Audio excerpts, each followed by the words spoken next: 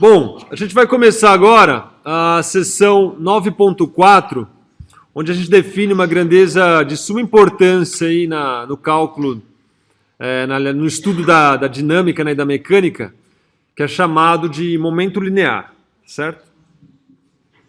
Então, nessa sessão, ainda para simplificar, a gente vai focar novamente em uma única partícula, tá certo?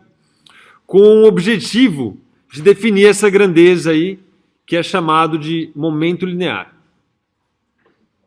Tanto na física quanto na engenharia, tá certo? O momento, como a gente costuma chamar o momento linear, simplesmente de momento, ele possui um significado bastante preciso, né?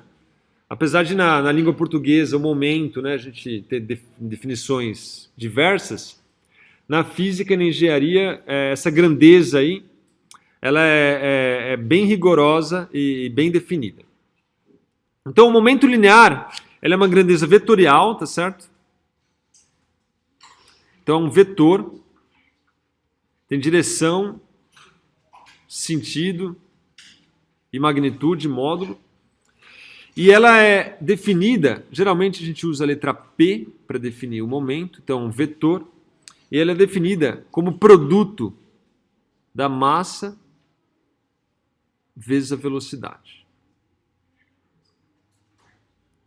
Simplesmente isso aí. No ensino médio também, vocês conhecem isso como quantidade de movimento, mas na academia e na literatura especializada, a gente usa sempre a ideia e a definição de momento linear, tá certo? Então, P igual a mv é basicamente o momento linear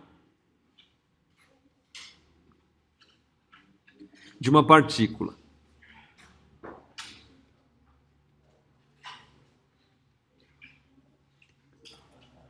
Onde o m é a massa da partícula, tá certo?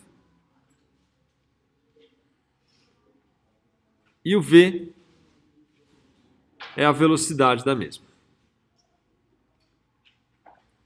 Então, para toda e qualquer partícula em movimento, a gente tem associado a ela, uma partícula com massa, associado a ela um certo momento. Aliás, mesmo quando não tem massa, o fóton também tem momento, mas não é o nosso caso aqui.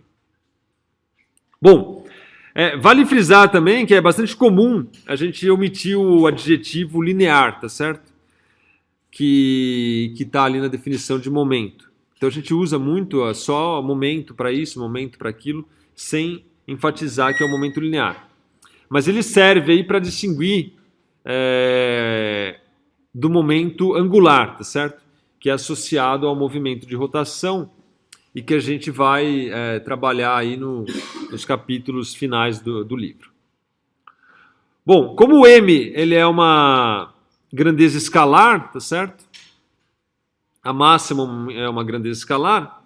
É lógico, então, que o momento P ele tem a mesma orientação do que V, tá certo? Do que a velocidade. Então, quem define a direção e o sentido do momento é a velocidade. E a unidade no sistema internacional,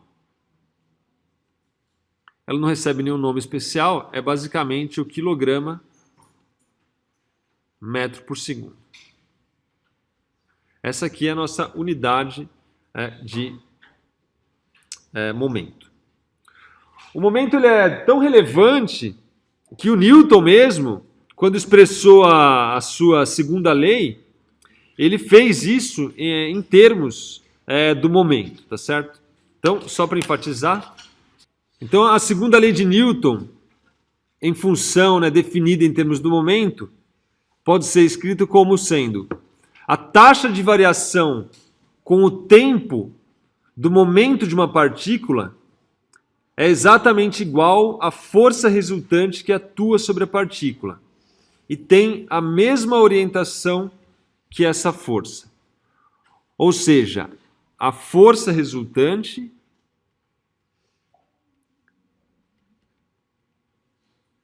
é igual à taxa de variação com o tempo do momento. Isso quer dizer que é igual a dp dt. A taxa com que o momento varia é exatamente, em função ao tempo, é exatamente a força resultante. Em palavras, né, essa equação mostra que a força resultante, então, aplicada a uma partícula, faz variar o momento linear P desta partícula, né? Porque, como a gente já viu, se você aplica uma força, você aplica uma taxa de variação da velocidade, que por sua vez, então, aplica em uma taxa de variação do momento linear dessa partícula. De fato, o momento ele só pode variar se essa partícula estiver sujeita a uma força resultante, tá certo? Se o F for igual a zero, e aqui tome cuidado que se F é igual a zero, nós temos que dP dt igual a zero. O que não implica que o P é igual a zero, que não implica que o momento linear é igual a zero. Mas isso aqui implica que o P é constante. Ou seja, o P num certo tempo t1 é exatamente igual ao P num certo tempo t2 se a força resultante for igual a zero. Tá certo?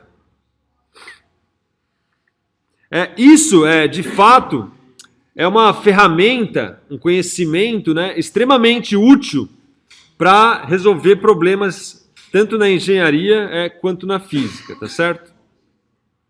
Então a gente vai usar, quando for estudar colisões, esse fato, né, de que o momento é constante quando a força é igual a zero. E não só em colisões, tem muitos outros problemas, né, onde você, sabendo que a força resultante é igual a zero e se atentando então à conservação do momento, isso pode ser útil para resolver problemas complexos, inclusive. É fácil notar, só para enfatizar, que essa expressão aqui é equivalente à segunda lei de Newton, como a gente conhece, né? Por quê? Porque a força resultante, se a gente explicitar o momento ali, é o ddt de mv.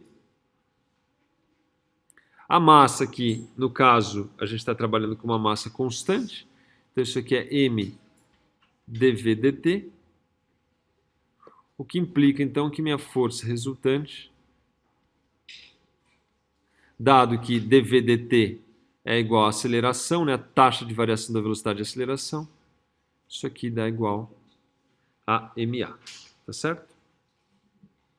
Ou seja, tanto essa expressão aqui quanto essa expressão aqui, elas são expressões equivalentes da segunda lei de Newton. Então, tanto essa quanto essa me dão aqui a segunda lei de Newton.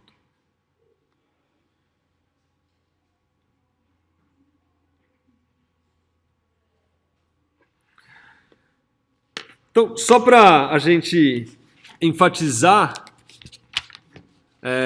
e começar a se acostumar, né, com a definição de momento, vamos fazer o teste 9.3. Então, teste 3.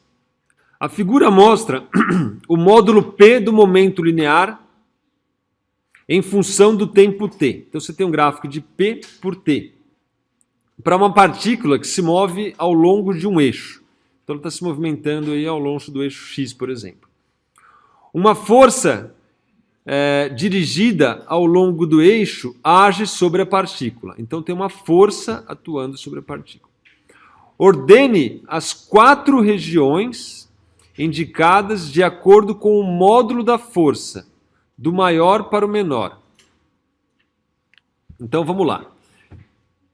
É razoavelmente simples se você se atentar que a força é igual à taxa de variação do momento. Ou seja, se ele variar bruscamente, a força é maior. Se atente que isso aqui é basicamente a tangente no caso de um gráfico de P por T. Então, aqui, ó, se você pegar essa região 1 aqui, que vai daqui até esse tempo aqui, você tem aqui, ó, uma inclinação bem íngreme se comparada com essa aqui. Tá certo? Enquanto que na região 2 e na região 4, o P é constante. Então daí, você já consegue tirar que a força na região 2 ali, quanto vale? Se o P é constante, significa que a força é igual a zero. Na região 1, essa tangente aqui, né, esse ângulo aqui, ó, é maior do que esse ângulo aqui. O que implica, então, que a força em módulo, né, é muito maior do que aqui.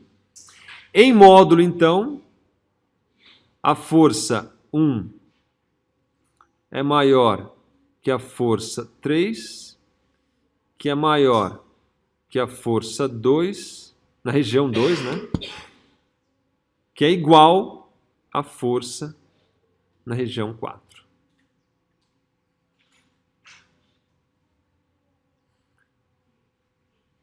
Beleza? E B, isso aqui é o meu item A. Qual é a região em que a velocidade da partícula está diminuindo? Bom, a região em que a velocidade está diminuindo é a região onde o momento está diminuindo, visto que o momento é igual a mv. Tá certo?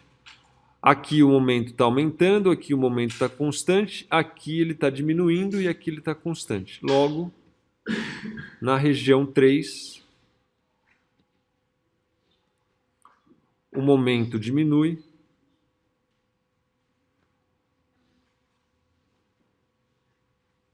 ou seja, a velocidade diminui.